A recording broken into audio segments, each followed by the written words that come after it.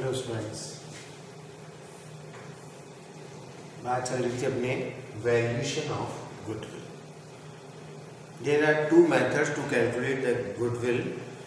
First year purchase method, second the capitalisation method and third annuity method.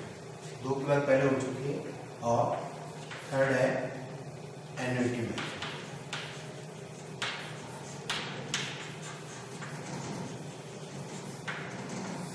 Annuity method से, जिसको हिंदी में बोलते हैं वार्षिक वृत्ति विधि, वार्षिक वृत्ति विधि।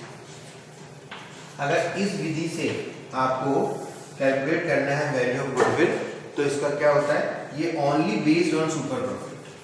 This method is only based on super profit, so the formula will be super profit multiplied by the present value, PV.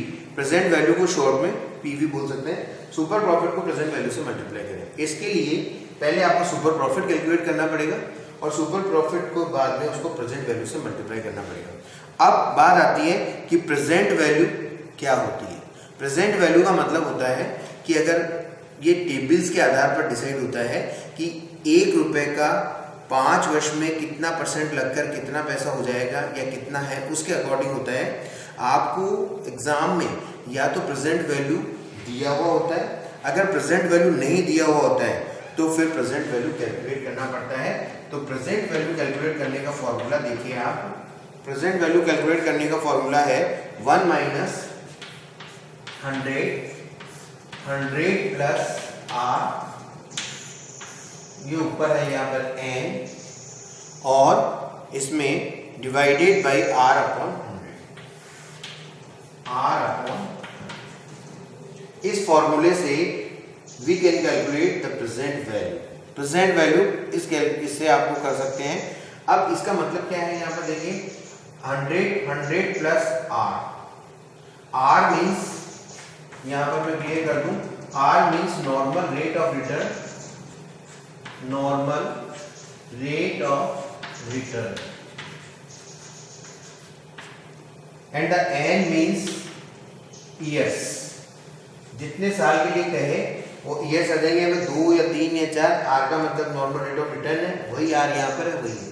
इस फॉर्मूले को, प्रेजेंट वैल्यू के फॉर्मूले को जब आप सॉल्व कर लेंगे तो प्रेजेंट वैल्यू जो आएगी वो आ जाएगी, और उस प्रेजेंट वैल्यू को सुपर प्रॉफिट से मल्टीप्लाई करके वार्षिक वृद्धि विधि द्वारा गुडविल का मूल्यांकन हो जाएगा।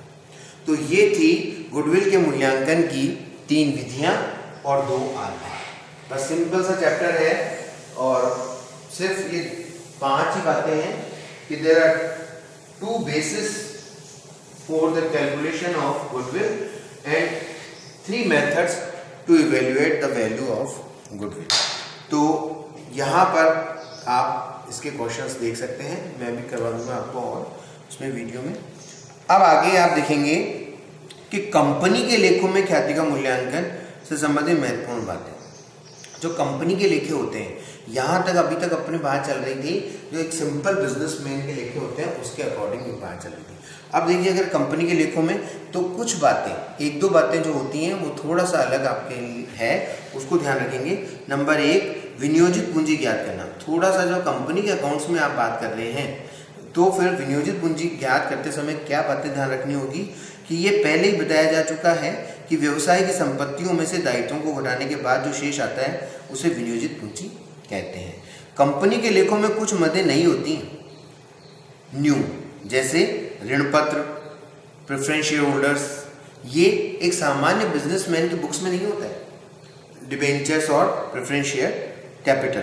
तो फिर विनियोजित पूंजी ज्ञात करते समय ऋण पत्र व अधिमान अंश पूंजी, यदि ये दोनों अनावश्यक बाकी है तो संपत्तियों में से घटा दिया जाएगा। मतलब इनको भी टोटल एसेट्स में से जब अपन लेस करते हैं ना, तो उनको भी लेस किया जाएगा। किनको? डिबेंचर्स को और प्रेफरेंस शेयर कैपिटल को।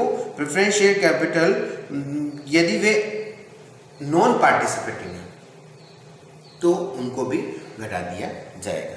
फिर आती है बात कि औसत लाभ की गणना।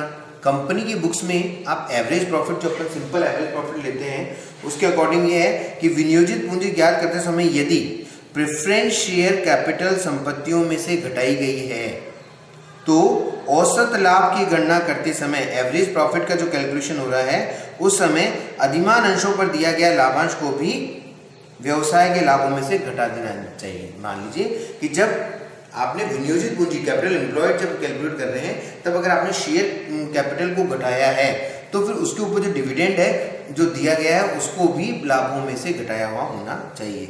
ये ध्यान रहे कि ऋण पत्रों पर दिए जाने वाला ब्याज की राशि तो लाभों में से पहले से घटी हुई होती है। अगर किसी प्रश्न में डिबेंचर जो इंटरेस्ट ऑन डिबेंचर होता है ना, इंटरेस्ट ऑन डिबेंचर्स, ये तो लाभों में से घटा हुआ ही होना चाहिए। अगर किसी में नहीं घटा हुआ है, प्रश्न में लिखा हुआ है, तो आप उसको प्रॉफिट में वापस जोड़ देंगे। मतलब ये क्या है, ये एवरेज प्रॉफिट का कैलकुलेशन करते समय ये वाली बात ध्यान रखें। वैसे ये कॉमन बात है, ऐसी कोई खास बात नहीं है, लेकिन फिर भी अब यहाँ पर इस चैप्टर से रिलेटेड जो थ्योरेटिकल पोर्शन है जो समझाने का था वो मैंने आपको कंप्लीट हो गया है कि वैल्यूएशन ऑफ गुडविल का। अब आप इससे रिलेटेड क्वेश्चन करेंगे और मैं भी आपको नेक्स्ट क्लास में क्वेश्चन करवा दूंगा। तो ये जो नोट्स हैं ये सब आपको पीडीएफ में आपके उस ग्रुप पे भी मिलेगा, आप उसमें चेक करके फिर करें। Thank you.